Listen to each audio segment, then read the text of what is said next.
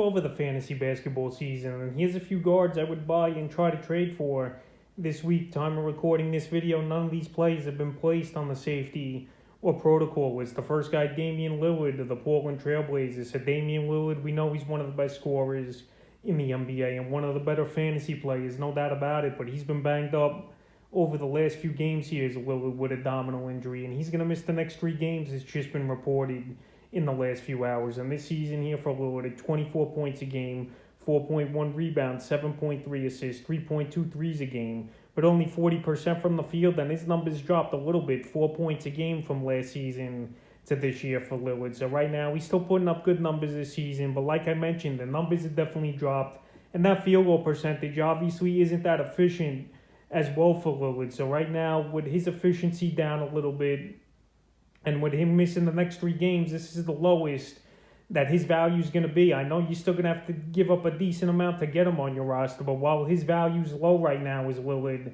and his numbers aren't on par like they were last season, if I could go out there and get him on a little bit of a discount, you're still going to have to pay a premium price like I mentioned. This would definitely be the time to go out there and get him. Next guard I'd look to trade for this week's Lonzo Ball of the Chicago Bulls. So Lonzo Ball, he just got activated off the protocol. Actually played in the Bulls' last ball game was Ball. So Ball on the season in his first year in Chicago, 12.9 points a game, 5.5 rebounds, 5.1 assists, 1.8 steals, a block a game, 3 threes a game, but only 41% from the field. So we know Lonzo is not a good field goal percentage guy for fantasy owners or consistent. And his scoring definitely went down 2 points a game from last season. But right now, the rebounds are up, the blocks are up, the steals are up a little bit. But right now, I still think he's good for the taking for fantasy owners. So Ball in his return on January 3rd versus the Magic, he had a horrible ball game, 3.7 rebounds, 7 assists, 3 steals at 3, and 12% from the field. So right now, with all the mix matching and guys in and out of the lineup around the league here, and especially for the Chicago Bulls, they've been hit the hardest, or one of the hardest out of all the teams in the league with the safety and protocol issue here. Lonzo Ball, it's going to take him time to get it going, but right now his value is definitely low coming off the protocol list, and him putting in a bad ball game January 3rd. He definitely could bounce back, but right now, while owners were frustrated with him missing time, even though tons of players have missed time, he's definitely a player I would try to get because I think he still hasn't got comfortable with all these players on the Bulls.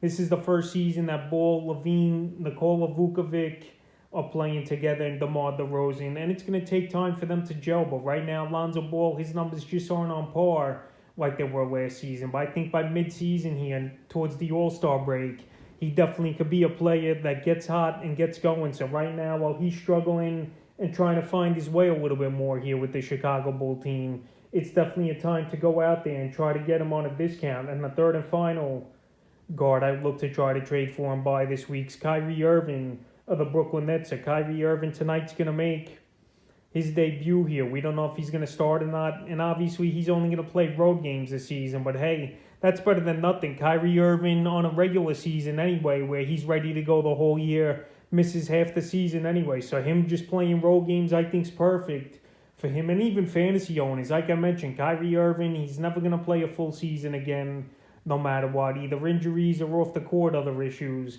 But for this role, him to play just road games is perfect for fantasy owners, in my opinion. So Kyrie Irving last season, pretty good year, and he missed tons of ball games last year, but he still had 26.9 points a game, 4.8 rebounds, 6 assists, 1.5 steals, 0.8 threes a game, and 50% from the field. So we'll see what kind of shape he's in.